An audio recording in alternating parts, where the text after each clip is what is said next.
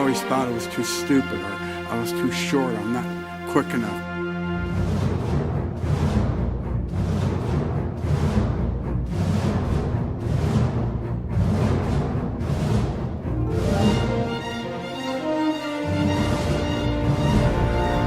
You don't listen to the goofy thoughts.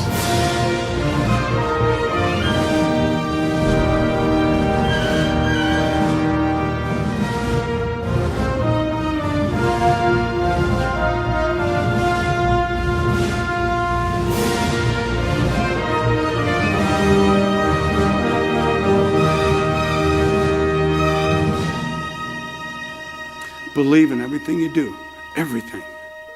And you know, something great might happen.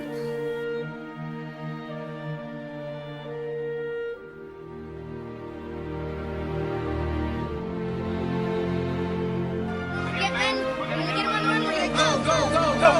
not gonna stop getting pressed. Go on. Rudy. That guy's a real inspiration. You know that's not the real Rudy, right? I'm sort of the Rudy.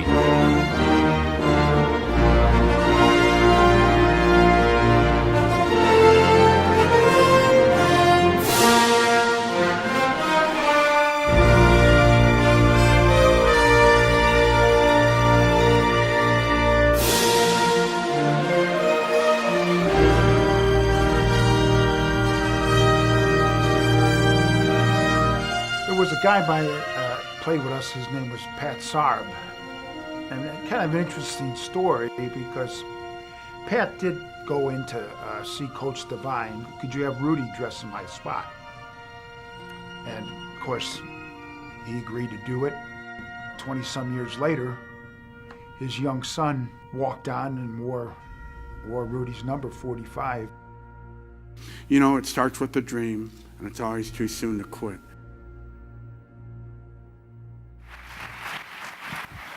Thank you.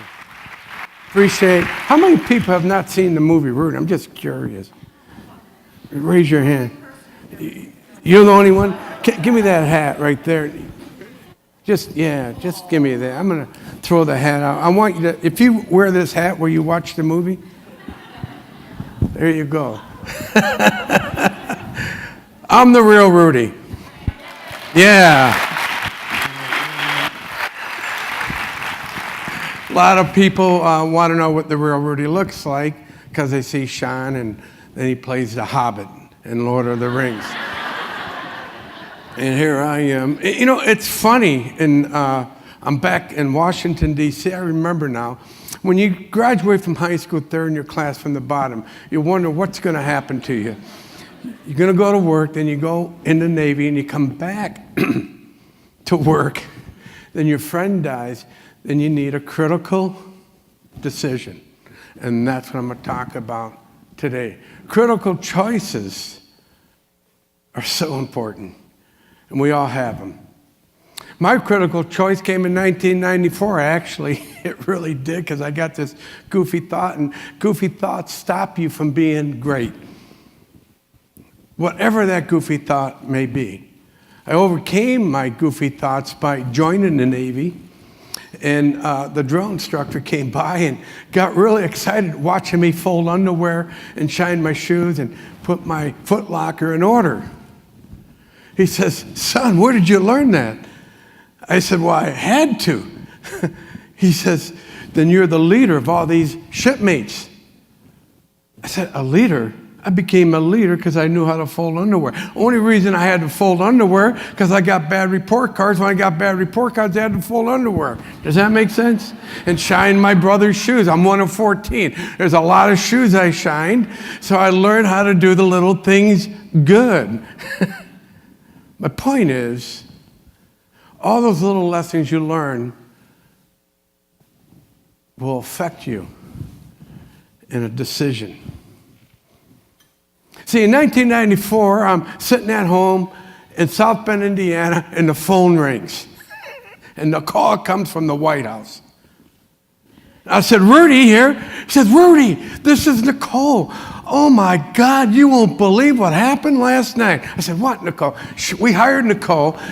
as a little assistant to a producer for the movie Rudy. And she leaves the movie, rewraps, she goes back to Washington, D.C. She meets a guy who just happens to be the brother of the First Lady. So they're at dinner, and they're talking about, what have you been doing, Nicole? And they're talking about the future, and Nicole says, well, I worked on this underdog movie. And the president says, I'm an underdog. My whole political career has been an underdog. Aren't we all underdogs, one way or the other? She got so excited. She said, yes. And the president said, let's bring Rudy to the White House. Let's show the movie Rudy. And let's have dinner, and let's bring all my friends. And she says, Rudy, I am so excited. The president wants you to come to Washington, D.C. 2 weeks from Friday. And that's when my critical decision had to come in a positive voice. I says, Nicole, when you have a critical choice, calm down. Don't release your goofy thought. Calm down, relax. You will make the right decision. I said, Nicole, can you call me back tomorrow? Please. She says, but Rudy, we got it. I said, call me back tomorrow. My secretary will be here. I had no secretary. But the thought I had was, I can't go to Washington, D.C. My dad doesn't like that president. That was the goofy thought. I can't blurt that out to her. But I want to meet a president. You know why? Because in 5th grade, I was told I wasn't going to be anybody because I didn't know the presidents. Because I was more of a Yankee fan than the president's fans. Every Thursday, I played home run derby with all my friends in the neighborhood. And I was Mickey Mantle, and I beat all the Yankees, and I was a champion. But the championship Thursday was the night the teacher gave the homework. And I didn't study. I come back to school the next day, just so excited about beating Roger Maris, my neighbor buddy, who was Roger Maris. And she knew I didn't do my homework. I'm sitting up front, like my dad always said, you sit up front in school, son. You're going to learn something. And she looked right at me, and she knew I didn't do my homework, so she embarrassed me in front of all my friends by asking me one question. Rudy, who's the 5th president? I didn't know, and neither do you. I can see the look on your face. You're thinking, who is he? Who is he? You don't even know who was the president in 1994. I said, okay, all right, just no political statements here. See, I didn't know that president. So why was this critical choice by not blurting out a goofy thought to Nicole was so excited, and the president was so excited to meet Rudy, and I was so excited to meet a president because my teacher said I could never be anybody because I didn't know the 5th president. She made me stand in back of the room, sit in back of the room, and that's the day I quit dreaming. Dreaming is your key to success. You must dream. You dream so big, your imagination gets so creative and so innovation. The innovation of dreaming is awesome. But goofy thoughts stop us from innovating. You know that? Oh, I can't do that. I can't be that. I can't be part of that. Oh, why not? But that all comes through folding underwear and shining shoes. By being complimented by someone that's a leader. A leader always compliments. And little people, by the way, all contribute to the big dream. Little people who you don't think is someone. That's why I didn't want to blurt out the goofy thought, because I knew what I went through in order to be where I'm at. Because I allowed little people to collaborate. I allowed people that knew something, that was passionate about what they were doing, excited about what they were doing, who had gratitude about what they were doing, inspire me to be the person I wanted to be.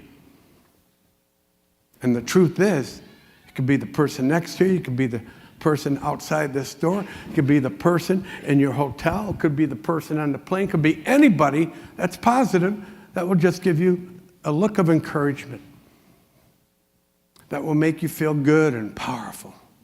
Once you feel powerful and good, you can be anybody you want to be. Don't worry about where you were at. Don't worry about what they say about you. Don't worry about the mistakes you make, because we all make them. We just got to get up and keep moving forward. I am so excited about this phone call now, because all I thought was, okay, I'll call Tom. He has a secretary. He's the guy that never questioned me. He's the guy that says when instead of why. Now, my mother was also that type. I never saw my parents argue. So I asked her, how did you have a perfect marriage one day? She says, we have no perfect marriage, son. But you and Dad never argue. She said, yes, we do. We argue all the time. I said, when? She said, we made a commitment never to argue in front of you children. We argued upstairs in the bedroom. Why do you think there's 14 of you? See, she was the inspiration to my dad. So you got to know who inspires the negative. So when you all know that, great things happen. So I got my mom on the phone, told her to take Dad up in the bedroom, tell her where I'm going. I called Tom, brings the secretary over. She comes over the next morning. All she asks, what do I say? What do I say? Just make me sound good. And when that girl, Nicole, called the next day, she says, Rudy International. And I was bigger than big. Then my dad called and says, I know where you're going. So I knew I was in good shape. But he gave me one more goofy thought. Son, when you go to that White House, you find out who runs that White House. Because he goes to gossip sessions. And when you go to gossip sessions, what do you talk about? Politics, religion, friends, aunts, uncles. And you come home angry, mad, confused. You put on the radio, you listen to the news, and you get more confused. And your innovation goes out the door because you think, oh, the world's going to blow up. I can't go in space. I can't handle 12 Gs. I saw the movie in The Martian. He handled 12 Gs. What's my point? Think positive. You can be anybody you want to be. Go wherever you want to go. Get around the people who inspire you. Get around the people who can say, you can do it. Hey, I'm going to the White House now because my dad gave me permission. He says, just find out who runs. So I just stored the goofy thought. I'm not going to find out who runs that White House. I go to the East Gate. I get checked in. They give me that A badge. We go into the White House, and the president says, Rudy Ruettiger, we're so excited to have you here. And the First Lady and her daughter and all my friends who were on the movie set were there, the producer, the director, and I'm looking right past him. You know why? Because I had a personal victory. The personal victory was, oh my God, that's the fifth president, because all the pictures were hanging up. I'm looking right by the president. I want to know who that fifth president was. What's the point? You don't need to know what you think you need to know when you need to know it. You need to know what you want to do in order for you to do what you need to know. Does that make sense? Once you know that, you can be anybody you want to be, but you must get rid of the goofy thinking. I hope that makes sense, because we all have goofy thoughts. Just don't hang around goofy people. Don't listen to goofy thoughts. We have a great country. We do. Look at what's happening. Great things. Yeah, there's going to be change, but don't worry about who's going to change it. Just change it yourself. When you see somebody, say something good to somebody. Be kind to somebody. Heck, I'm in Washington, D.C. I said, thanks, man, you're cool. And he liked me. He didn't know me, but he liked me. I was sitting at home, and I get this phone call from Notre Dame when I was trying to get the movie made. So we're not interested in doing your movie, Rudy, so it's over. I meet a hotel manager that says, Rudy, I love your story. My brother's coming to town. Will you talk to him? I said, yes. And I talked to him. He says, wow, that's exciting. That's a movie. And he introduced me to his friend that lived out in California that wrote the movie Hoosiers. So I fly out because he was so passionate, this hotel manager and his brother. I flew out to California, and he doesn't show up. I'm sitting in Santa Monica, California in a restaurant called Louise's. I'm sitting there for, I know time's running out, doesn't matter. You guys don't care, do you? No. Sitting there for 4 hours, what do you care? Your buddy says to you, hey, that guy, he's not going to show up. What do? Press your refresh button, change your thoughts, walk outside, look for a smile, and you thank the person with the smile. And you know what that mailman said that was smiling? Where are you from? I said Indiana. He says, from Michigan. We had a connection. Within minutes, we liked each other. And he said, what are you doing out here? I told him, I said, follow me, man. What I'm about to do, I'm not supposed to do. I know where that guy lives that you've been talking about. He brought me right to his house. We knocked on the door. Ladies and gentlemen, the movie Rudy happened because of a hotel manager and a mailman. Think about it. Positive thinking. Everybody has a what? Contribution. Look at everybody on the positive side. So God bless you. And one more thing. Just one more thing. As I'm watching the movie in the White House, there's a guy whispering during my movie. I'm getting these goofy thoughts. I'm going to smack him. You know what saved me? My critical thinking. Calm down, Rudy. Pray. Believe. Don't hit the guy. I had to go through 10 rosaries because I'm a Catholic and I'm dyslexic. I had to focus. After the 10th rosary, the movie was over, and the guy's still talking. The first lady stands up and says, every kid in America must see this movie. Way to go. And the guy next to me hugs me. He says, Rudy, your story's my story. I was telling my friend Rama, his journey's my journey. If I would have hit Larry King, where would I be? Think about it. So God bless you in all your dreams. Thank you.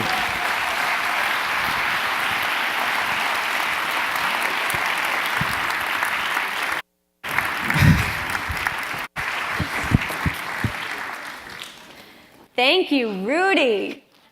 Oh my God.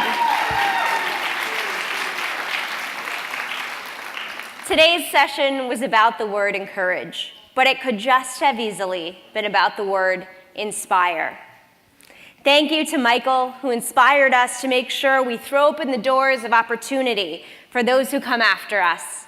Thank you, Rudy, who inspired us to know that you must dream, because dreaming is the key to success. And thank you to Alan, who inspired us to say that the first day of the future is today, and that you don't walk into the future, you create the future. And to Tanya, who told us, when do we want it?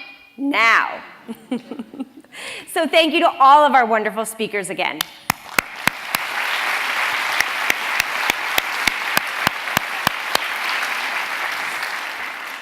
We've talked about innovation, social change, and essentially courage, because it takes courage to make any of these things happen, and we don't do it alone. It's about being encouraged. So I'm going to ask you to think about who has helped you in your life to find the good that grows within you. Let's take 10 seconds, close our eyes. Mine are open, I can see if yours are open. So for 10 seconds, let's think of someone in our life who loved us and wanted the best for each of us, who wanted us and encouraged us to reach our dreams, to become who we are tonight. Just 10 seconds of silence.